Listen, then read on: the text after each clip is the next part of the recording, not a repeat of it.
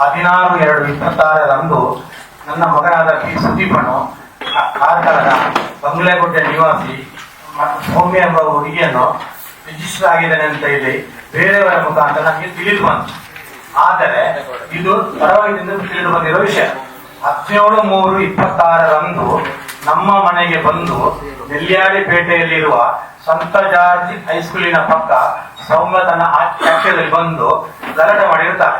ನನ್ನ ಮಗ ಮತ್ತು ನನ್ನ ಹೆಂಡತಿಯು ಕಾರಿನಲ್ಲಿ ಬೆಳ್ಕಂಗಡಿಗೆ ಅವರ ತಂದೆಯ ಮನೆಗೆ ಪೂಜೆಗೆ ಹೋಗುವ ಸಂದರ್ಭದಲ್ಲಿ ಇವಳು ಅಡ್ಡ ಕಟ್ಟಿ ಇಲ್ಲದ ಸಲ್ಲದ ಆರೋಪ ಮಾಡಿ ಅವ್ಯಾಜ ಶಬ್ದಗಳಿಂದ ನಿಂದಿಸಿ ಕೊಲೆಬೆದರಿಕೆಯನ್ನು ಕೂಡ ಒಡ್ಡಿದ್ದಾರೆ. ಅಲ್ಲದೆ ಇದಕ್ಕೆ ಯಾರೊಬ್ಬರು ಪೊಲೀಸರಿಗೆ ತಿಳಿಸಿ ಪೊಲೀಸ್ನವರು ಕೂಡ ಸ್ಥಳಕ್ಕೆ ಬಂದಿದ್ದಾರೆ. ಅದರ ಬಗ್ಗೆ ನಮ್ಮ ಹತ್ರ ಮಾಹಿತಿ ಇದೆ.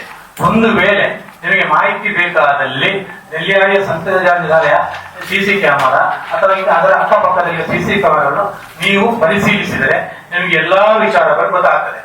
ಎರಡನೇದಾಗಿ ನನ್ನ ಮಗ 17ನೇ ತಾರೀಕಿಗೆ ಅವನು ನನ್ನ ಹೆಂಡತಿಯ ಜೊತೆಯಲ್ಲೇ ಹೋಗಿದ್ದು. ಆದ್ರೆ ಇವಳು ಟಾರ್ಚರ್ ಸಿಕ್ಕಾಪಟ್ಟೆ ಕೊಟ್ಟು 17ರಂದೇ ಅವಳು ವಿಷವಾಯುಧನ ಆಹಾರದಲ್ಲಿ ಸೇರಿಸಿದ್ದಾರೆ ಅಂತ ನಮ್ಮ ಅನುಮಾನ. ಮತ್ತು ಈಗ ಏನಂತ ಹೇಳಿದ್ರೆ ಇವಳು 21ರಂದು ತಾರೀಕಿಗೆ ಆಸ್ಪತ್ರೆಗೆ ಸೇರಿಸ್ತಾರೆ, ಗಜರಿ ಆಸ್ಪತ್ರೆ ಕಾರ್ಕಳಕ್ಕೆ. ಆ ಕಾರ್ಕಳಕ್ಕೆ ಆಸ್ಪತ್ರೆಗೆ ಸೇರಿಸಿದ ವಿಚಾರ ನಮಗೆ ತಿಳಿಸಿಲ್ಲ. 22ನೇ ತಾರೀಕಿಗೆ ನನ್ನ ಅಕ್ಕನ ಮಗನಿಗೆ ತಿಳಿಸಿದ್ದಾರೆ. ಏನಂತ ಹೇಳಿದ್ರೆ ಗಜರಿ ಆಸ್ಪತ್ರೆಗೆ ಡೆಂಗಿ ಜ್ವರದ ಬಾಬತ್ತು ನಾವು ಆಸ್ಪತ್ರೆಗೆ ಸೇರಿಸಿದ್ದೇವೆ ಅಂತ ಹೇಳಿ. ಮತ್ತೆ ಯಾವುದೇ ವಿಚಾರವನ್ನು ನಾವು ತಿಳಿಸಿಲ್ಲ. 22ನೇ ತಾರೀಕಿಗೆ ನಾನು, ನನ್ನ ಪತ್ನಿ ಮತ್ತೆ ನನ್ನ ಅಕ್ಕನ ಮಗನ ಪತ್ನಿ 4 ಜನ ಸೇರಿ ಹೋದಾಗ ಇವರು ನಮ್ಮ ಹತ್ರ ಯಾರು ಮಾತಿಲ್ಲ. ಆಸ್ಪತ್ರೆಯಲ್ಲಿ ನನ್ನ ಮಗ ಸೌಮ್ಯರ ತಾಯಿ, ಸೌಮ್ಯರ ತಂದೆ, ಸೌಮ್ಯರ ತಮ್ಮ ಇದ್ದರು ಇಷ್ಟ. ಆಮೇಲೆ ಸ್ವಲ್ಪ ಒಂದು 10 ನಿಮಿಷ ನಂತರ ಸುದೀಪನನ್ನು ಸೌಮ್ಯರ ತಾಯಿ, ಸೌಮ್ಯರ ತಮ್ಮ ಬೇರೆ ಆಸ್ಪತ್ರೆಗೆ ಕರ್ಕೊಂಡು ಹೋದ್ರು. ನಮ್ಮ ಹತ್ರ ಮಾತಾಡಕ್ಕೆ ಅವಕಾಶ ಕೊಟ್ಟಿರಲಿಲ್ಲ. ಇದಕ್ಕೂ ಬೇಕಾದ್ರೆ ಅಲ್ಲಿಯ ಸಿಸಿ ಕ್ಯಾಮರಾವನ್ನು ನೀವು ಪರಿಶೀಲಿಸಬಹುದು. ಆಮೇಲೆ ನನಗೆ 22ನೇ ರಾತ್ರಿ ಸಾಧಾರಣ ಒಂದು 12 ಗಂಟೆ ನಂತರ ನನ್ನ ಅಕ್ಕನ ಮಗನಿಗೆ ವಾಪಸ್ ಕಾಲ್ ಮಾಡಿ ಹೀಗೆ ಅವನಿಗೆ ಚಿಕಿತ್ಸೆಗೆ ಆಗೋದಿಲ್ಲ, ಒಂದು ಉಡುಪಿ ಕರ್ಕೊಂಡು ಹೋಗ್ಬೇಕು, ಇಲ್ಲಾಂದ್ರೆ ಮಂಗಳೂರು ದೇವರಗಟ್ಟೆ ಕರ್ಕೊಂಡು ಹೋಗಿ ಅಂತ ಹೇಳಿದಂತೆ. ಆವಾಗ ನಾನೊಂದು ಹೇಳಿದೆ, ಯಾಕಂದ್ರೆ ನಮಗೆ ರಿಜಿಸ್ಟರ್ ಆಗಿದ್ದಂತೂ ಬಿಲ್ಕುಲ್ ನಮಗೆ ಗೊತ್ತಿಲ್ಲ. ಆಗ ನಾವು ಸಡನ್ ಆಗಿ ನಾವು ಏಕಾಗಿ ಕರ್ಕೊಂಡು ಹೋಗಿದ್ರೆ ನಮಗೆ ಸಮಸ್ಯೆ ಆಗ್ಬಹುದು. ಅದಕ್ಕೆ ಅವರನ್ನು ಬರ್ಕೊಡ್ಲಿ. ಏನಂತ ಹೇಳಿದ್ರೆ ಬೇರೆ ಆಸ್ಪತ್ರೆಗೆ ಕರ್ಕೊಂಡು ಹೋಗೋದಕ್ಕೆ ನಮ್ಮ ಏನು ಅಭ್ಯಂತರ ಇರೋದಿಲ್ಲ, ಬರ್ಕೊಡ್ಲಿ, ನಾವು ಎಲ್ಲಿ ಕರ್ಕೊಂಡು ಹೋಗ್ಬೋದ. ಮತ್ತೆ ಮಾರನೇ ದಿವಸ ನನ್ನ ಇನ್ನೊಬ್ಬ ಅಕ್ಕನ ಮಗ ಫೋನ್ ಮಾಡಿದ ಸುದೀಪ್ನ ಮೊಬೈಲ್ಗೆ ಫೋನ್ ಮಾಡುವಾಗ ಯಾರೋ ಮಾತಾಡಿದ್ರು. ಸುದೀಪ್ಗೆ ಸ್ವಲ್ಪ ಹುಷಾರಿರ್ಲಿಲ್ಲ. ಯಾರೋ ಮಾತಾಡಿ ಈಗ ಕಜಾರಿ ಆಸ್ಪತ್ರೆ ಇಲ್ಲ, ಉಡುಪಿ ಆದರ್ಶ ಆಸ್ಪತ್ರೆಯಲ್ಲಿ ನಾವು ಸೇರಿಸಿದ್ದೇವೆ ಅಂತ. ನಾವು ಆಸ್ಪತ್ರೆಗೆ ಹೋದಾಗ ಅಲ್ಲಿ ಚಿಂತಾಜನಕ ಸ್ಥಿತಿಯಲ್ಲಿ ಇದ್ದ ಸ್ವಲ್ಪ. ಆಮೇಲೆ ಸ್ವಲ್ಪ ಔಷಧಿ ಎಲ್ಲ ನಾವು ಹೋದ್ಮೇಲೆ ಅವನಿಗೆ ಪ್ಲಾಸ್ಮಾ ಥೆರಪಿ ಅದೆಲ್ಲ ಮಾಡಿ ನಾವು ಹೋದ್ಮೇಲೆ ಆಮೇಲೆ ನನಗೆ ಅಲ್ಲಿ ಪ್ರವೇಶ ಮಾಡಕ್ಕೆ ಅಂದ್ರೆ ಸ್ವಲ್ಪ, ಯಾಕಂದ್ರೆ ಇವಳು ಜೊತೆ ನಮ್ಮನ್ನು ಯಾವ್ದಕ್ಕೂ ಬಿಡ್ತಾ ಇಲ್ಲ, ಯಾವುದೇ ವಿಚಾರಕ್ಕೆ ಇವಳದೇ ಎಲ್ಲ ಇತ್ತು. ಆಮೇಲೆ ಸಾಧಾರಣ ನಾವು ಎಲ್ಲ ಡಾಕ್ಟರ್ ಹತ್ರ ರಿಕ್ವೆಸ್ಟ್ ಮಾಡಿ ನಮ್ಮನ್ನು ಬಿಟ್ಟಿದ್ರು ಮತ್ತೆ ಹೊರಗಡೆ. ಅದಾದ ನಂತರ ಒಂದು 3 ಗಂಟೆ ಹೊತ್ತಿಗೆ ಪೊಲೀಸ್ನವ್ರು ಬಂದು 2 ಸಾರಿ ಸ್ಟೇಟ್ಮೆಂಟ್ ತಗೊಂಡ್ರು. ಕಜೇರಿ ಆಸ್ಪತ್ರೆಯಲ್ಲಿ ಬಂದಾಗ ಪೊಲೀಸ್ನವ್ರು ಫಸ್ಟ್ ತಗೊಂಡಿಲ್ಲ, ಅಲ್ಲಿನೂ ತಗೊಂಡಿಲ್ಲ. ಈಗ ನಿನ್ನೆ ಸುದ್ದಿವಾಹಿನಿಯಲ್ಲಿ ಇದೆ, ಸೌಮ್ಯ ಇಟ್ಕೊಡ್ತಾರೆ ಸ್ಟೇಟ್ಮೆಂಟ್ ಏನಂತ ಹೇಳಿದರೆ 16ನೇ ತಾರೀಕಿಗೆ ಸುದೀಪು ಬೆಳ್ತಂಗಡಿಯಲ್ಲಿ ಪಾಯಿಸನ್ ತಗೊಂಡಿದ್ದಾನೆ. 19ನೇ ತಾರೀಕು ದಿವಸ ಅವನಿಗೆ ವಿಷ ಪಾಯಿಸನ್ ಆಗಿದೆ. 21ನೇ ತಾರೀಕಿಗೆ ಡೆಂಗಿ ಜ್ವರ ಬಂದಿದೆ. ಅವ್ರು ನಿನ್ನ ಕೊಟ್ಟ ಸ್ಟೇಟ್ಮೆಂಟ್ ಅಲ್ಲಿ ಉಂಟು, ನೀವು ಪರಿಶೀಲಿಸಬಹುದು. ಗೊತ್ತಾಯ್ತಲ್ಲ. ಹಾಗಾದ್ರೆ 16ನೇ ತಾರೀಕಿಗೆ ಪಾಯ್ಸನ್ ಆಗಿದೆ ಅಂತ ಹೇಳಿದ್ರೆ 21ನೇ ತಾರೀಕಿಗೆ ಫುಡ್ ಪಾಯ್ಸನ್ ಆಗಿ 19ನೇ ತಾರೀಕು ಫುಡ್ ಪಾಯ್ಸನ್ ಆಗುದು ಹೇಗೆ? 21ನೇ ತಾರೀಕಿಗೆ ಇವಳಿಗೆ ಡೆಂಗಿ ಜ್ವರ ಬರೋದು ಹೇಗೆ ಇವನಿಗೆ? ಆದ್ರೆ ಇವಳಿಗೆ ಮೊದಲೇ ಗೊತ್ತಿತ್ತಲ್ಲ ಅದೆಲ್ಲ ವಿಚಾರ. ಪ್ರೆಸ್ಮೆಂಟ್ ಅಲ್ಲಿ ಇದು ಒಂದು ಪಾಯಿಂಟ್ ಅಲ್ಲಿ ಅವರೇ ಹೇಳಿದ್ದಲ್ಲ, ನಾವ್ ಹೇಳಿದ್ದಲ್ಲ. ಆಮೇಲೆ ಇನ್ನೇನಂತ ಹೇಳಿದ್ರೆ ಇದಾಯ್ತು, ಅಲ್ಲಿ ನಾವು ಅರ್ಥಶಾಸ್ತ್ರಕ್ಕೆ ಹೋದೆವು. ಅಲ್ಲಿ 3:30 ಗಂಟೆ ನಂತರ ಅಲ್ಲಿ ಸಿಸಿ ಕ್ಯಾಮರಾದಲ್ಲಿ ಅದು ಸಿಗ್ತದೆ. 3:30 ಗಂಟೆ ನಂತರ ಸೌಮ್ಯರ ತಮ್ಮ, ಸೌಮ್ಯರ ತಂದೆ ಅಲ್ಲಿಂದ ಪರಾರಿ ಆಗಿದ್ದಾರೆ. ಆವಾಗ ನಾನೊಬ್ಬ ತಂದೆಯಾಗಿ ಏನ್ ಮಾಡ್ಬೇಕು? ಸುದೀಪನಿಗೆ ಚಿಕಿತ್ಸೆ ಕೊಡಿಸ್ಬೇಕಾ ಬೇಡವಾ? ನೀವು ಬೇಡ ತಿಳಿದವರು. ಹಾಗಾಗಿ ನಾವು ಡಾಕ್ಟರ್ ಎಲ್ಲ ಏನ್ ಮಾಡಿದ್ರು, ನಮ್ಮ ಹತ್ರ ಇರೋದು 50%. ಆಗ್ಲೇ ಲಿವರ್ಗೆ ಡ್ಯಾಮೇಜ್ ಆಗ್ತಾ ಬರ್ತಾ ಉಂಟು. ನೀವು ಮಂಗಳೂರಿಗೆ ಇದಕ್ಕೆ ಕರ್ಕೊಂಡು ಹೋಗಿ ಅವರು. ನಮ್ಮ ಮಾನವೀಯತೆಯಿಂದಾಗಿ ಮತ್ತು ನನ್ನ ಮಗ ಎಂಬ ದೃಷ್ಟಿಯಿಂದ ನಾನು ಕರ್ಕೊಂಡು ಹೋಗಿ 100% ಸತ್ಯ ಮಂಗಳೂರು ಕೊಡೆಲ್ಬೈಲ್ನಲ್ಲಿರುವ ಏಳಬೈ ಹಾಸ್ಪಿಟಲ್ ಅಲ್ಲಿ ಸೇರಿಸಿದೆ. ಡಾಕ್ಟರ್ ಒಂದು ಮಾತು ಹೇಳಿದೆ, ಖರ್ಚನ್ನು ನಾವು ನೋಡ್ತೇವೆ, ಆ ಟ್ರೀಟ್ಮೆಂಟ್ ನೀವು ಮಾಡಿ, ಅದರ ಬಗ್ಗೆ ಯೋಚನೆ ಮಾಡಬೇಡಿ ಅಂತ. ಅದಕ್ಕೆ ನಾವು ಖರ್ಚು ಮಾಡಿದ್ರು. ಅವ್ರು ಹೇಳಿದ್ರು, ನೀವು ಇಲ್ಲೇ ಕರ್ಕೊಂಡೋಗಿ, ಲಿವರ್ಗೆ ಡ್ಯಾಮೇಜ್ ಆದ್ಮೇಲೆ ಏನು ಮಾಡಕ್ಕಾಗೋದಿಲ್ಲ. ಇದು 5-6 ದಿವಸ ಆಗಿದೆ. ಇನ್ನೇನಂದ್ರೆ 17/3 ಇವಳು ಮತ್ತು ಇವರು ಹೋಗುವಾಗ ಇವರಿಗೆ ಸೌಮ್ಯವನ್ನು ಎಳೆದು ಹಾಕಿ ಈ ಕಾರಣ ಮುಂದ್ಗಡೆ ಗೊತ್ತಿದ್ರು, ಇವ್ರು ಇಬ್ಬರೇ ಹೋಗುವಾಗ ಆಗ ಇವರು ಹಿಂದೆ ತೋರಿಸಿ ಏನೆಲ್ಲ ಇದು ಮಾಡಿದ್ದಾರೆ. ಅದಕ್ಕೆ ಇದು ಉಂಟು, ಯಾವುದು CC ಕ್ಯಾಮರಾದಲ್ಲಿ ಎಲ್ಲ ಉಂಟದು. ಪೊಲೀಸ್ನವರಲ್ಲಿ ಬಂದಿದ್ದು, ಕೆಲವರು ವಾಟ್ಸ್ಆಪ್ ಮಾಡಿದ್ದು, ನಮ್ಮ ಮನೆಯಲ್ಲಿ ಪಕ್ಕದವರ ಹತ್ರ ಇವರು ಬಂದು ಇದು ಮಾಡಿದ್ದು, ಒಂದು 10 ರೂಪಾಯಿ ಒಂದು ಕಡೆ ಗೂಗಲ್ ಪೇ ಮಾಡಿದ್ದಾರೆ ನೀರಿನ ಬಾಟಲಿ ಕಪ್ಪು ಅಂತೇಳಿ ಎಲ್ಲಾ ತರದ ನಮಗೆ ನಿಮಿಷ ಕೊಟ್ಟಿದ್ದಾರೆ ಅವರು. ಮತ್ತು ಮದುವೆ ವಿಚಾರದಲ್ಲಿ ಫಸ್ಟ್ ಒಬ್ಬರು ಮದುವೆ ಆಗಿದ್ದಾರೆ, ಡೈವರ್ಸ್ ಆಗಿದೆ. ಎರಡನೇ ಸಂಜೀವ್ ಕುಮಾರ್ ಅಂತ ಇರಬೇಕು, ಅವನ ಮೇಲೆ ಇವರು ಕಂಪ್ಲೇಂಟ್ ಕೊಟ್ಟಿದ್ದಾರೆ police station Pandaveshwar police station ಅಲ್ಲಿ. ಹೀಗೆ ಅವರ ತಂದೆ ತಾಯಿ ನನಗೆ ಚಿನ್ನ ಎಲ್ಲ ನಮ್ದು ದೋಷಿದರು ಏನೆಲ್ಲ ಹಿಂಸೆ ಕೊಟ್ಟಿದ್ದಾರೆ ಅಂತ ಅದು ಕೋರ್ಟ್ ನಡೀತಾ ಇತ್ತು. ಮುಂದೆ ಜನವರಿ 14-26ಕ್ಕೆ ಜಡ್ಜ್ಮೆಂಟ್ ಆಗಿದೆ, ಆದ್ರೆ ಡೈವರ್ಸ್ ಆಗಿದೆ. ಮತ್ತೆ ಇವರು ಈಗ ಬಂದಿದ್ದಾರೆ, ಇವರು ಅವರು ಕಡೆಯವರು ಯಾರು ಸೌಮ್ಯ ನೊಂದವರು ಇವರು. ಇನ್ನು ಸುಮಾರು ಜನರಿಗೆ ಇವರಿಗೆ ತೊಂದರೆ ಆಗಿದೆ. ನಮ್ಮಂತೂ ಒಂದು ಜೀವ ಹೋಗಿದೆ, ಅದಕ್ಕೆ ಹೋದ ಜೀವ ಮತ್ತೆ ಮರಳಿ ಬರೋದೇ ಇಲ್ಲ ಯಾವುದೇ ಕಾರಣ. ಆದ್ರೆ ನಮ್ಮಂತ ತಂದೆ ತಾಯಿಗೆ ಇನ್ನು ಯಾವುದೇ ಕಾರಣದಿಂದ ಅವರಿಗೆ ಅನ್ಯಾಯ ಆಗಬಾರದು ಅಂತೇಳಿ ನಿಮ್ಮ ಹತ್ರ ಕೈ ಮುಗಿದು ಕೇಳ್ತೇನೆ. ನಿಮಗೂ ಮಾನವೀಯತೆ ಇದೆ, ನಮಗೂ ಮಾನವೀಯತೆ ಇದೆ. ಇವತ್ತಿದ್ದ ಮನುಷ್ಯ ನಾಳೆ ಇರುವುದಿಲ್ಲ. ಆದ್ರೆ ಸೌಮ್ಯಲಂತ ಹುಡುಗಿ ಇನ್ನು ಮುಂದೆ ಯಾರ್ಯವರ ಹನಿ ಟ್ರ್ಯಾಪ್ ಗ್ಯಾಂಗ್ ಅಲ್ಲಿ ಸಿಕ್ಕಾಕೊಂಡು ಒದ್ದಾಡುವಂತ ಪರಿಸ್ಥಿತಿ ಯಾರಿಗೂ ಬರಬಾರ್ದು, ಯಾವ ಜೀವಿಗೂ ಬರಬಾರ್ದಾಗೆ ನೀವೆಲ್ಲ ಇದಕ್ಕೆ ಸಹಕರಿಸಬೇಕು. ನನ್ನ ಮಗನಿಗೆ ಆ ಫೋಟೋ ನೋಡಿ ನಿಮ್ಗೆ ಗೊತ್ತಾಗ್ತದೆ, ಮೊಬೈಲ್ CC ಕ್ಯಾಮರಾ ನೋಡಿ ಅವನು ಇಂಥ ಇದರಲ್ಲಿ ಇದ್ದ. ಅವನ ಅವತ್ತು ಇವರು ಬೈಯುವಾಗ ಅವನ ಕಣ್ಣ ನೀರು ಹಾಕಿದ ನೋಡಿ ನೀವು. ಇಂಥ ಎದ್ದವನಿಗೂ ಇವರಿಗೆ ಗಾಲ್ ಬ್ಲಡರ್ ಅಂತ ಹೇಳಿದ್ರೆ ಪಿತ್ತಕೋಶದಲ್ಲಿ ಆಪರೇಷನ್ ಆಗಿದೆ, ಇವಳಿಗೂ ಇದು ಮಾಡಿ ಎಲ್ಲ ಹಾಕಿದ್ದಾರೆ. ಆ ರಿಪೋರ್ಟ್ ನೋಡಿ ಒಂದು ಇಷ್ಟು ದಪ್ಪ ಇದೆ ಕಣ್ಣೀರೆಲ್ಲ. ಅದನ್ನು ನೋಡಿ ನಿಮಗೆ ಅರ್ಥ ಆಗ್ತದೆ ಈಗ ಪರಿಸ್ಥಿತಿ ಹೇಗೆ ಅಂತ. ಆದ್ರೂ ಅವನು ರಿಕ್ವೆಸ್ಟ್ ಮಾಡಿದಂತೆ ಯಾರ ಸ್ವಾಮಿಯ ತಂದೆ ತಾಯಿ ಹತ್ರ, ಒಂದು ಜನನ್ನು ಬಿಟ್ಬಿಡಿ, ಒಂದ್ಸರಿ ಬಿಟ್ಬಿಟ್ಟು ನಾನು ಬಂದು ಮಾತಾಡುವ. ಆದ್ರೂ ಇವ್ರು ಬಿಟ್ಟಿಲ್ಲ.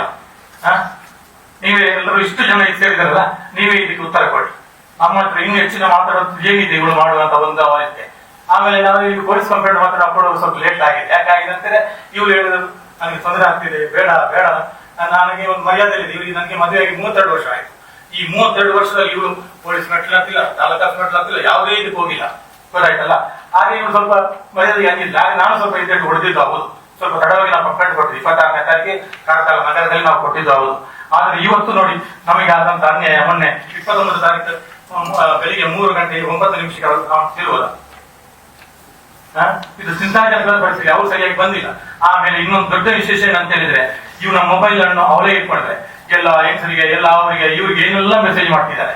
ಪೊಲೀಸ್ನವರು ಅದನ್ನ ಇದು ಮಾಡಿಲ್ಲ, ಇವರು ಕೊಟ್ಟಿಲ್ಲ, ಏನು ಮಾಡಿ ನಮಗೆ ಹೇಗೆ ತೊಡಕಾಗ್ತದ? ಇವ್ರು ಏನಂತ ರಿಜಿಸ್ಟರ್ ಮ್ಯಾರೇಜ್ ಆಗಿದೆ ಅಂತ ಸುಮ್ಮನೆ ತಗೊಳ್ತೆ. ಇವರಿಗೆ ಕೋರ್ಟ್ ಆಕ್ಚುಲಿ ಮೊದಲಾಗಿ ವಿಚಾರ ಹೇಳಿಲ್ಲ, ಬೇರೆ ಮದುವೆ ಆಗಿದೆ ಅಂತ. ನಾವು ಮೊಬೈಲ್ ತಗೊಳಕಾಗ್ತದ? ಇವತ್ತು ಉಂಟು ಕಾಲಿನ ಟಿ ಇವತ್ತು ಉಂಟು ಎಲ್ಲ. ಈಗ ಯಾರನ್ನು ಸೀಸ್ ಮಾಡೋದಿಲ್ಲ. ನಾನು ಹೆಚ್ಚು ಕಮ್ಮಿ ಆದ್ರೆ ಯಾವ್ದಕ್ಕೆ ಎಲ್ಲ ಕೋಮ ಸ್ಥಿತಿಯಲ್ಲಿದ್ದಾಗ ಯಾರು ಎಂತೆಂತ ಮೆಸೇಜ್ ಮಾಡಿದ್ದಾರೆ ಇವರು.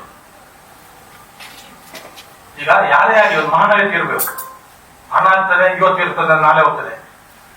ಆದ್ರೆ ಈ ತರದ ಒಂದು ದುಷ್ಕೃತ್ಯ ಎಸಗಬಾರ್ದು, ಯಾರಿಗೆ ಆಗಿ ಯಾರಿಗಾದ್ರೂ ನೋವಾಗಬಾರ್ದು. ಅದಕ್ಕೆ ನೀವು ಮಾಧ್ಯಮ ಮಿತ್ರರು, ನಿಮ್ಗೆಲ್ಲ ಗೊತ್ತಿದೆ, ಅದಕ್ಕೆ ಸರಿಯಾದ ಒಂದು ಅವರಿಗೆ ಶಿಕ್ಷೆ ಆಗುವಾಗೆ ಮತ್ತು ಸೂಕ್ತ ಒಂದು ಕಾನೂನು ಕ್ರಮ ಆಗುವಾಗೆ ಸರ್ಕಾರದಿಂದ ನನ್ನ ಲೆಕ್ಕದಲ್ಲಿ SIT ತನಿಖೆ ಲೆಕ್ಕ ಮುಖ್ಯ. ಆದ್ರೂ ಇದಕ್ಕೆ CBI ಅಥವಾ NIA ಕೊಟ್ಟರೆ ಇವರ ಅನೇಕ ಗ್ಯಾಂಗ್ ಫುಲ್ ಹೋರಾಟ ಮಾಡ್ತಾರೆ. ಇದು ಬರೀ ನಮ್ಮ ಕರ್ನಾಟಕದಲ್ಲಿ ಆಗ್ತದ ಅಥವಾ ಕೇರಳದಲ್ಲಿ ಆಗ್ತದ ಅಂತ ನಮಗೆ ಗೊತ್ತಿಲ್ಲ. ಯಾವುದು ಅಂತೂ ಸುಮಾರು ಜನ ಅಮಾಯಕರು ಬಲಿಯಾಗಿದ್ದಾರೆ. ಅಮಾಯಕರಿಗೆ ಬಾಯಿ ಬಿಡ್ತಾ ಇಲ್ಲ, ಹೆದರ್ತಾರೆ ಇವರ ಗ್ಯಾಂಗಿಗೆ ಎದುರು. ಈಗ ಸ್ವಲ್ಪ ಅಂದ್ರೆ ನಿಮ್ಮ ಅನುಮತಿ ಮೇಲೆ ಇದ್ರೆ ಇವರು ನೊಂದವರಾಗ್ತಾರೆ. ಅಂದ್ರೆ ಇವತ್ತಿನ ಮೊಬೈಲ್ ಬರುವ ವಿಚಾರ ತಿಳಿದು ಇವರು ಬಂದಿದ್ದಾರೆ. ಈಗ ಇದಕ್ಕೆ ಮಾತಾಡಿ ನೀವು ಅವಕಾಶ ಕೊಟ್ಟು ಇವರು ಅವರ ವಿಚಾರ ಹೇಳ್ತಾರೆ. ಇವರ ಹೆಸರು ವೇಣುಗೋಪಾಲ್ ಅಂತ. ಸರ್, ಈಗ ಮಗ ಹಾಸ್ಪಿಟಲ್ ಅಲ್ಲಿ ಇರುವಾಗ ನಿಮ್ ಜೊತೆ ಮಾತಾಡಿದಾರ? ಮಗ ಹಾಸ್ಪಿಟಲ್ ಅಲ್ಲಿ ಇರುವಾಗ ಎಲ್ಲಿ ಸರ್? ಅಲ್ಲ, ಎಲ್ಲಿಯಾದ್ರು ಹಾಸ್ಪಿಟಲ್ ಅಲ್ಲಿ ಇರುವಾಗ ಮಾತಾಡಿ ಅಂತಾರೆ. ನನಗೆ ಭಯಂಕರ ಟಾರ್ಚರ್ ಆಗ್ತಿದೆ, ನನ್ನ ದುಡ್ಡು ಮತ್ತು ಚಿನ್ನವನ್ನು ತಗೊಂಡಿದ್ದಾನೆ, ಮಾತಾಡಕ್ಕೆ ಗೊತ್ತಿಲ್ಲ, ಬೇರೆಯವ್ರ ಹತ್ರ ಎದುರಿಸ್ತಾನೆ, ಹೀಗೆ ನನ್ನ ಹತ್ರ ಮಾತಾಡಿದ ಸರ್. ಮತ್ತೆ ಈ ಪಾಯ್ಸನ್ ತಗೊಂಡಿದ್ದೇನೆ ಅಥವಾ ನನಗೆ ಪಾಯ್ಸನ್ ಬಿದ್ದಿದೆ ಅಂತ ಆ ರೀತಿ ಏನಾದ್ರು ಹೇಳಿದಾರ ನಿಮ್ಗೆ? ನನ್ನ ಅವನು ಹೇಳಿದ್ದೆ ಏನ್ ಗೊತ್ತಾ, ನನಗೆ ಟಾರ್ಚರ್ ಸಿಕ್ಕಾಪಟ್ಟೆ ಇದೆ, ನನಗೆ ಎಲ್ಲ ದುಡ್ಡಲ್ಲಿ ಕೊಟ್ಟಿದ್ದಂತ ಅನುಮಾನ ಇದೆ, ನಾನು ಅವ್ರು ಕೊಟ್ಟಿದ್ದನ್ನೆಲ್ಲ ತಗೊಳ್ಳೋದಿದ್ದ ನಾನು ಟಾರ್ಚರ್ ಕೊಡ್ತಿದ್ಲು, ಬೇರೆಯವ್ರು ಬೆದರ್ಸ್ತಾರೆ ಅಂತ ಹೇಳಿದ್ಲು, ನಿಮ್ಮ ವೀಕ್ನೆಸ್ ಇದೆ, ಅದು ಇದೆ, ಇದು ಇದೆ ಅಂತ ಬಯಲು ಮಾಡ್ತಾನೆ ಅಂತ ಹೇಳಿದ್ಲು, ಏನೆಲ್ಲ ನನಗೆ ಇದು ಮಾಡ್ತಾ ಎದುರಿಸಿದ್ರು ಅಂತ ಹೇಳಿದ್ದಾರೆ ಸರ್. ಈಗ ಡಾಕ್ಟರ್ ಏನ್ ಹೇಳಿದ್ದಾರೆ, ಯಾವ ಪಾಯ್ಸನ್ ತಗೊಂಡಿದ್ದಾನೆ? ಡಾಕ್ಟರ್ ಹೇಳುದು ರೆಟಾಲರ್ ಅಲ್ಲಿ ಇನ್ನೊಂದು ಯಾವ್ದಾದ್ರು ಬರ್ತದಂತೆ, ಒಂದು ರೆಟಾಲ್ ಇರೋದು ಯಾವ್ದಂದ್ರೆ ನಮಗೆ ಆ ಪ್ಯಾಕ್ ತಗೊಂಡ್ ಬನ್ನಿ ಅಂತ ಹೇಳಿದ್ರು. ನಾವು ನೆಲ್ಲಿಯಾಡಿ ಅವರು ಇದು ತಗೊಂಡಿದ್ದು ಕಾರ್ಕಳದಲ್ಲಿ, ನಮಗೆ ಆ ಪ್ಯಾಕ್ ಸಿಗ್ತದಾ ನೀವ್ ಹೇಳಿ? ಇಲ್ಲ, ಪ್ಯಾಕ್ ಸಿಕ್ಕರೆ ನಾವು ತಂದು ಕೊಡ್ಬೋದು. ಆ ಪ್ಯಾಕ್ 5 ದಿವಸ ಆದ್ಮೇಲೆ ನಮಗೆ ಗೊತ್ತಾಗಿದ್ದು 17ನೇ ತಾರೀಕಿಗೆ ಇವ್ರು ತಗೊಂಡಿದ್ದು. 22ನೇ ತಾರೀಕಿಗೆ ಗೊತ್ತಾಗಿದ್ದೀಗ. ಅಲ್ಲ, ಡಾಕ್ಟರ್ ಪೋಸ್ಟ್ ಮಾರ್ಟಮ್ ರಿಪೋರ್ಟ್ ಕೊಡ್ಬೇಕಾದ್ರೆ ಯಾವ ಪಾಯ್ಸನ್ ಅವರ ಬಾಡಿಯಲ್ಲಿ ಇತ್ತು ಅನ್ನೋದು ಕೊಡ್ತಾರೆ. ಅದರಲ್ಲಿ ಇದೆಯಾ? ಪೋಸ್ಟ್ ಮಾರ್ಟಮ್ ರಿಪೋರ್ಟ್ ಇನ್ನು ಬಂದಿಲ್ಲ. ಬರ್ಬೇಕಾದ್ರೆ ನಾವು ಹೋಗ್ಬೇಕಲ್ಲ ಈಗ. ಒಂದು ಕಾರ್ಯಕ್ರಮ ಡಾಕ್ಟರ್ ಏನಾದ್ರು ಹೇಳಿದಾರ ಯಾವ ತರದ ಪಾಯ್ಸನ್ ಅಂತ ಹೇಳಿದ್ದಾರೆ. ಇನ್ಫೆಕ್ಷನ್ ಅಂತದ್ದು ಬರ್ತಲ್ಲ, ಅದೊಂದು ಮರ್ಕ್ಯೂರಿ ಇರುವಂತದ್ದು, ಇದು ಪೇಸ್ಟ್ ಬರ್ತದೆ ಕೆಂಪು ನೋಡಿ ಇದು ಮಾಡುವಂತದ್ದು, ಅದು ಇದು ತಗೊಂಡಿದ್ದು ಅಂತ ಯಾವ್ದೊಂದು ವಿಷಯ ಪದಾರ್ಥ ಬೇರೆ ಎಕ್ಸ್ಟ್ರಾ ಇದಿರ್ತಲ್ಲ ನಾವು ಸೇವನೆ ಮಾಡ್ತೇವಲ್ಲ. ನೀವು ಹೇಳುದು ಆತ ತಗೊಂಡಿಲ್ಲ, ಆತನಿಗೆ ಕೊಟ್ಟಿದ್ದಾರೆ ಅಂತ. ಅದನ್ನ ನಿಮ್ಮ ಮಗ ಏನಾದ್ರು ಹೇಳಿದ್ನ? ಯಾರ ಹತ್ರ? ನಾನ್ ತಗೊಂಡಿದ್ದೇನೆ ಅಥವಾ ಬೇರೆ ಯಾರಾದ್ರೂ ಹಾಕಿದ್ರೆ? ನಮ್ಮ ಹತ್ರ ಹೇಳಿದ ಅವನ ಹಾಗೆ ನನಗೆ ಟಾರ್ಚರ್ ಆಗ್ತಾ ಉಂಟು, ನನ್ನ ದುಡ್ಡು, ನನ್ನ ಮೊಬೈಲ್, ನನ್ನ ಚೈನ್ ಎಲ್ಲ ತಗೊಂಡಿಲ್ಲ ಅವಳು. ಮತ್ತೆ ಏನಾದ್ರು ಬೇರೆಯವ್ರ ಎದುರಿಸ್ತಾನೆ, ಯಾರಿಗಾದ್ರು ಬಾಯಿ ಬಿಟ್ಟರೆ ಬಿಡುದಿಲ್ಲ, ಹಾಗೆ ಹೀಗೆ ಅಂತ ಹೇಳ್ಬಿಟ್ಟು ಅಂತೇಳಿ ಒಂದು 2 ದಿವಸ ಅಷ್ಟು ಟಾರ್ಚರ್ ಆದ್ರೂ ಸಹ ಅಲ್ಲಿ ಹಾಕಿದ್ರು, ಕಾರ್ಕಳದಲ್ಲಿ ಹಾಕಿದ್ರು. ಕಾರ್ಕಳ ಇದು ಸಿಕ್ಕಾಪಟ್ಟೆ ಆಗಿದೆ ಸರ್. ಏನ್ ಗೊತ್ತಾ, ಬೋಣೊಳಗೆ ಬಿದ್ದ ಮೇಲೆ ಏನ್ ಮಾಡಕ್ ಸಾಧ್ಯ? ಬೋರ್ಡ್ನಿಂದ ಬಿಡ್ಸಕ್ಕೆ ನಮಗೂ ಈ ತರ ಹೀಗೆ ಓಡಿಲ್ಲ.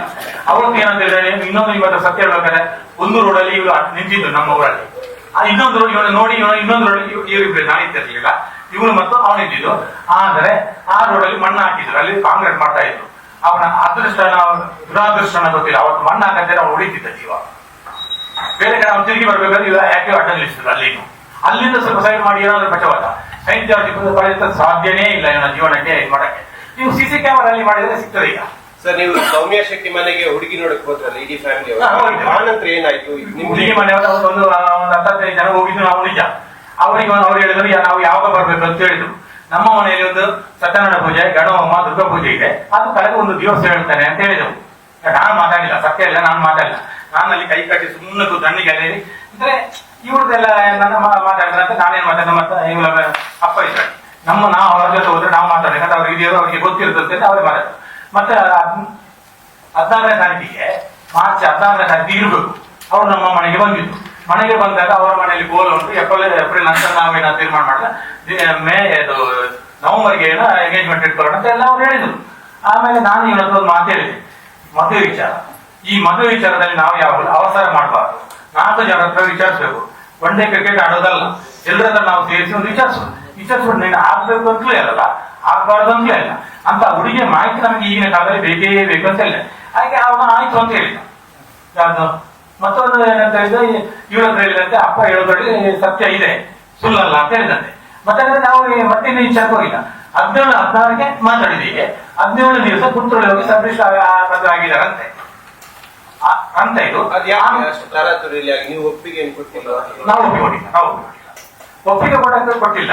ಇವರು ಮೊದಲೆಲ್ಲ ಆಗಿನ ವಿಷಯ ಹೇಳಲಿಲ್ಲ. ಈಗ ಸಂಜಯ್ ಕುಮಾರ್ಗೆ ಟಾರ್ಚರ್ ಕೊಟ್ಟಿದ್ದು, ಸಂಜಯ್ ಕುಮಾರ್ ಹತ್ರ ಅವ್ರ ತಂದೆ ತಾಯಿಗೆ ಟಾರ್ಚರ್ ಕೊಟ್ಟಿದ್ದಾರೆ. ಸಂಜಯ್ ಕುಮಾರ್ ಡೈವರ್ಸ್ ಮಾಡಿಲ್ಲ. ಪ್ರಸಾದ್ ಪೂಜಾರಿ ಅಂತ ಏನಿರ್ಬೇಕು, ಅವರ ಮದುವೆ ಬಗ್ಗೆ ವಿಚಾರ ಇಲ್ಲ. ಈಗ ಇವರು ಸ್ವಲ್ಪ ಇದಿತ್ತು, ಇವರಿಗೆ ಟಾರ್ಚರ್ ಕೊಟ್ಟಿದ್ದಾರೆ, ಎಲ್ಲ ಮಾಡಿದ್ದಾರೆ, ಅದರ ವಿಚಾರ ಇಲ್ಲ. ಇನ್ಯಾರು ಅಂತ ಅವ್ರ ಪರ್ಮಿಷನ್ ಇಲ್ಲ, ನಾವು ಮಾತಾಡಕ್ ಬರಲ್ಲ, ನಿಮಗೆ ಗೊತ್ತಲ್ಲ ವಿಚಾರ. ಬೇರೊಬ್ರು ನಾಟಕದವರಿಗೆ ಇದು ಮಾಡಿದ್ದಾರೆ, ಅದರ ವಿಚಾರ ಬಂದಿಲ್ಲ. ಇನ್ನೇನೋ ಬೇರೆಲ್ಲ ಉಂಟು. ಇವನಿಗೆ ಎಲ್ಲರಿಗೂ ಕನ್ಫ್ಯೂಷನ್ ಆಗ್ತೇನೆ, ಇವನಿಗೆ ಎಷ್ಟನೇ ಗಂಟೆ ಅಂತ ಅವಳಿಗೂ ಗೊತ್ತಿಲ್ಲ, ನನ್ನ ಮಗನಿಗೂ ಗೊತ್ತಿಲ್ಲ. ಮಗ ಈಗ ತೀರಿ ಹೋಗಿ ಆಗಿದೆ ಆಲ್ರೆಡಿ, ಇನ್ನು ಮತ್ತೆ ಬರುವುದಿಲ್ಲ. ಅಲ್ಲ, ಇಷ್ಟು ಅಫೇರೆನ್ಸ್ ಇದೆ ಅಂತ ಹೇಳಿ ಮಗನಿಗೆ ಹೇಳಿದ್ವಿ ನಮಗೆ ಗೊತ್ತು. ನಾವು ನೆಲ್ಲಿಯಾಡಿ, ಇವಳಿರುವುದು ಕಾರ್ಕಳದವರು. ನೆಲ್ಲಿಯಾಡಿ ಕಾರ್ಕಳ, ನಾವು ಕೃಷಿಕರು. ಒಂದನೇದಾಗಿ ನಮ್ಮ ಉದ್ದೇಶ ಏನು, ತೋಟಕ್ಕೆ ಹೋಗುದು, ಫಸಲು ಬಂದಿದೆ ಅಂತ. ಆ ಫಸಲು ತಗೊಂಡೋಗಿ ಮಾರ್ಕೆಟ್ ಅಲ್ಲಿ ನಮಗೆ ಕಾಯ ಸಿಗ್ತದ ಅಂತ ನೋಡುದು. ನಮ್ಮಲ್ಲಿ ಇರೋದು 2 ತಲೆಯಲ್ಲಿ 3 ತಲೆಯಲ್ಲಿ ಇರುತ್ತ. ನಮಗೆ ಹುಡುಗಿಯ ವಿಚಾರ ಮಾತಾಡಕ್ ಹೋಗಲ್ಲ, ಹುಡುಗನ ವಿಚಾರ ಮಾತಾಡಕ್ ಹೋಗಲ್ಲ. ಒಟ್ಟಾರೆ ನಮಗೆ ನಮ್ಮ ಜೀವನ ಮುಖ್ಯ. ಅಲ್ಲಿ ನಿಮಗೆ ಗೊತ್ತಿರುತ್ತೆ ಏನಂದ್ರೆ ಕೃಷಿಕರು, ಬಡಪಾಯಿಗಳು ಎಲ್ಲ ಅಂತ ಹೇಳ್ಬಿಟ್ಟು. ಆ ಗ್ಯಾಂಗಿನಲ್ಲಿರುವವರು ನಾವೇನೋ ದೊಡ್ಡ ಇದಲ್ಲ. ಹಾಗಾಗಿ ಇವನು ಹೊರಗಡೆ ಹೋಗ್ತಾನೆ. ಹೊರಗಡೆ ಹೋಗಿ ಈಗ ಎಲ್ಲಿ ಹೋಗ್ತಾನಂತ ನಾವು ಕೇಳೋದಿಲ್ಲ. ಈಗೇನಂತ ಹೇಳಿದ್ರೆ ಕೆಲವರಿಗೆಲ್ಲ ಒಂದು ಸುಳ್ಳಿಯಲ್ಲಕ್ಕೆ ದೊಡ್ಡ ಸಾಧನ ಮೊಬೈಲ್ನೂ ಸಿಕ್ಕಿದೆ. ನಿಮಗೆ ಗೊತ್ತಿಲ್ಲ, ನೆಲ್ಲೆಡಿಯಲ್ಲಿದ್ರು ಮಂಗಳೂರಲ್ಲಿದ್ದಾರೆ, ಮಂಗಳೂರಲ್ಲಿದ್ರೆ ನೆಲ್ಲೆಡಿಯಲ್ಲಿದ್ದಾರೆ ಅಂತ ಹೇಳ್ತಾರೆ. ಹಾಗೆ ಮೊಬೈಲ್ ತಗೊಂಡು ಹೋಗ್ತಾನೆ. ಒಂದೊಂದ್ಸರಿ ಇವನು ಏನಂತ ಹೇಳ್ತಾನೆ, ಲ್ಯಾಂಡ್ ಲಿಂಕ್ಸ್ ಅಂತ ಇವನು ವ್ಯವಹಾರ ಮಾಡ್ತಾನೆ. ಏನಂತ ಹೇಳಿದ್ರೆ 50 ಜಾಗ ತೋರಿಸ್ತಾನೆ, 1-2 ಜಾಗ ವ್ಯಾಪಾರ ಆಗ್ತದೆ ಉಂಟು, ಇಲ್ಲ ಅಂತ ಹೇಳಕ್ಕಾಗೋದಿಲ್ಲ. 50ರಲ್ಲಿ 1 ಆಗೋದು, ತಪ್ಪಿದ 2 ಆಗೋದು, 50ಕ್ಕೆ 50 ಆಗೋದಿಲ್ಲ. ಹಾಗೆ ಇವನು ತಿರುಗಾಡ್ತಾನೆ. ಮತ್ತೆ ಇದು ಸ್ವಲ್ಪ ಸಣ್ಣ ಪುಟ್ಟ ಈ ಸೋಲಾರ್ ಏನಾದ್ರು ರಿಪೇರಿ ಮಾಡಕ್ ಹೋಗುದು, ಅದು ಇದೆಲ್ಲ ಮಾಡಕ್ ಹೋಗ್ತಾನೆ. ಜನಗಳಂದ್ರೆ ಇಲ್ಲ ಕದಿಯುವುದಿಲ್ಲ, ಮೋಸ ಮಾಡೋದಿಲ್ಲ. ಮತ್ತೆ ಸ್ವಲ್ಪ ಸುಳ್ಳು ಹೇಳ್ಬೇಕಾಗ್ತದೆ. ಜೀವನಕ್ಕೆ 100ಕ್ಕೆ 100 ಸತ್ಯ ಹೇಳ್ತಾನೆ ಅಂತ ನಾವು ಹೇಳಕ್ ಹೋಗುದಿಲ್ಲ. 192% ಸತ್ಯ ಹೇಳ್ತಾನೆ, ಒಂದು 10% ಸುಳ್ಳು ಹೇಳ್ಬೇಕಾದ್ರೆ ನಾನು ಹೇಳ್ತೇನೆ. ಯಾಕಂದ್ರೆ ನನಗೆ ಈಗ ಸಾಲ ಇದೆ ಅಂತ ಕೆಲವರು ಕೇಳೋರು ನಾನು ಸಾಲ ಇಲ್ಲ ಅಂತ ಹೇಳ್ತೇನೆ. ಆಕ್ಚುಲಿ ಬ್ಯಾಂಕ್ ನೋಟ್ಸ್ ಬಂದ ಮೇಲೆ ನನಗೆ ಸಾಲ ಇದೆ ಅಂತ ವಾಕ್ಯ ಗೊತ್ತಾಗೋದು. ಹಾಗೆ ಕೆಲವೆಲ್ಲ ನಾವು ವಿಚಾರ ಆಗ್ತದೆ. ಹಾಗೆ ಇವನು ಸ್ವಲ್ಪ ಇದು ಮಾಡ್ತಾನೆ, ಆದ್ರೆ ಮೋಸ ಮಾಡಿದ್ರು ಮತ್ತೆ ಕುಡಿಯುವುದಿಲ್ಲ, ಯಾವುದೇ ಬ್ಯಾಡ್ ಹ್ಯಾಬಿಟ್ಗೆ ಹೋಗಿಲ್ಲ. ಇದು ಇವನ ಲೈಫಲ್ಲಿ ಫಸ್ಟ್ ಸಿಕ್ಕಾಕೊಂಡ ಹುಡುಗಿ. ಕೆಲವು ಆಟಾಡಿಲ್ಲ ಅದು ಇದಿಲ್ಲ ಅಂತ ಎಲ್ಲ ಕಾಣೋದಿಲ್ಲ. ಯಾವುದು ಆಟ ಇವನು ಬೇರೆ ಹುಡುಗಿ ಮಾತಾಡಿದ ಇಲ್ಲ ಅಂತ ನಾವು ಮಾಡಲೇಬೇಕಲ್ವಾ. ಈಗ ನಾವು ಇವತ್ತು ಇಲ್ಲಿಗೆ ಬಂದು ವಿಷಯ ಯಾರಿಗೆ ಹೇಳಕ್ ಹೋಗಿಲ್ಲ. ಯಾಕೆಂತ ಹೇಳಿದ್ರೆ ನಾವು ಇಲ್ಲಿ ಬಂದಿದ್ದು ಫಸ್ಟ್ ಮೀಟಿಂಗ್ ಅಂತಂದ್ರೆ ಇನ್ನೊಬ್ಬರಿಗೆ ಅದೇ ಒಂದು ಬೇಡ ಅಂತ ಹೇಳ್ಬಿಟ್ಟು ಇದು ಮಾಡಿ